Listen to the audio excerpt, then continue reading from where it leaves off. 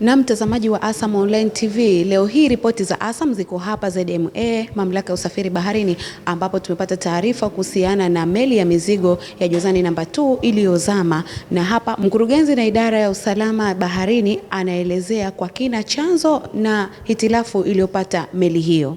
Tuna meli yetu hii ya Jozani namba 2 ambayo inamilikiwa na kampuni ya Al Ghubra Marine ya Mkunazini.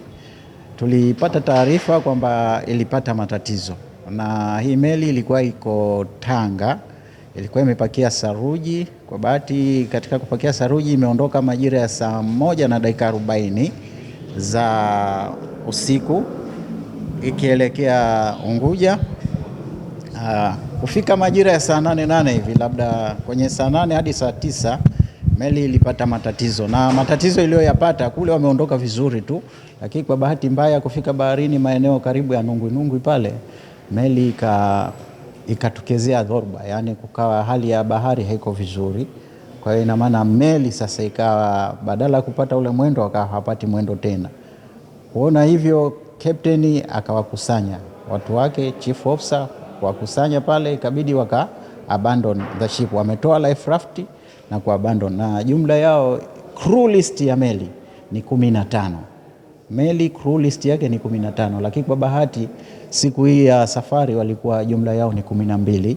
Maana yake katika 12 hao watu 10 wameweza kuokolewa. Kuna meli ya tanka ilitokezea wakaweza kuokolewa, lakini kwa bahati watu wawili sasa hivi ndo hatuja wapata, akiwemo captain, kuna na mmoja anaitwa Ikram, hao ndo hawajapatikana. Hali zao sasa hivi zinaendelea vizuri, kwa sababu ile siku ambayo baada ya kupata matatizo na kuchukuliwa kupelekwa kule juu Tanga, 8 walikuwa wako vizuri, lakini 2 wakawa hako katika hali nzuri. Kwa bahati wakapelekwa hospitali, wamepelekwa hospitali alafu wakarejeshwa kwanza. Wao hali zao na wao tayari wameshaanza kurecover. Tunamshukuru Mungu, wanaendelea vizuri, na tumeongea nao wote wanaweza kuongea wakiwa katika hali nzuri kabisa. Jitihada bado zinaendelea, kwa sababu ilipotokezea hii hali tuliweza kutoka sisi mamlaka kwa kushirikiana na shirika la bandari la Zanzibar, tumetoa tagi kwa ajili ya kuwafata. Lakini kama haitoshi, tuna vyombo vyetu vile vya uokozi vya KMKM kutoka Pemba kule, tumetoa boti zimeenda kwa ajili ya kufanya swala la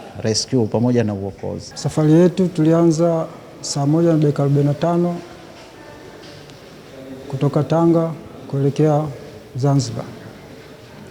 Tulitembea kwa muda wa masaa 8 mpaka kufikia saa 9 tukaanza kupata matatizo, na matatizo tuliyopata kutokana na hali ya hewa kuchange ghafla, na kwanza upepo mkali pamoja na mawimbi makali ambayo yalikuwa naweza kufikia mita 4, na tukajaribu kusurvive. Meli yetu upande wa mbele akawa anaingiza maji upande wa mzigo, na mzigo ulipopata maji na mzigo wenyewe ulikuwa saruji, ikabidi kwamba baada ya kuwa tani 3 ikabidi umeongezeka, umekuwa zaidi ya tani 3.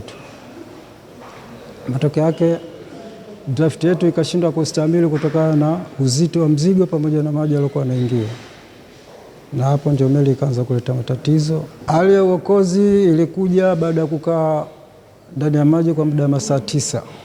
Kwanza hiyo saa 8 mpaka saa 6 za mchana ndio tukapata uokozi.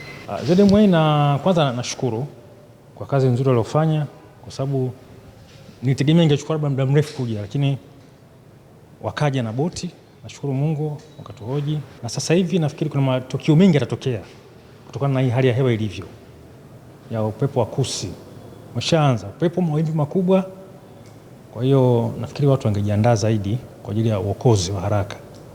Inawezekana kama tungeshauri mamlaka itumie hata helikopta kwa wakati mwingine kwa ajili ya uokozi wa haraka. Na mimi ZMA wana speed boat zenye uwezo mkubwa, kwa hiyo ningeomba pia serikali itoe fungu la mafuta pamoja na posho za wafanyakazi. Na mtazamaji wa ASAM Online TV, kama tulivyomsikia mkurugenzi alivyoelezea chanzo na hitilafu iliyopata meli hiyo, lakini pia na majeruhi ambao walikuwemo katika hicho chombo tumewapata kuwasikia, ambapo mpaka sasa majeruhi ni 10 na wanaendelea vizuri, lakini 2 hawajapata kuonekana hadi sasa, lakini taratibu za kuwatafuta bado zinaendelea. Hizi ni ripoti za ASAM. Nyuma kamera ni Abdurrahman, Fatma Benard, ASAM Online TV.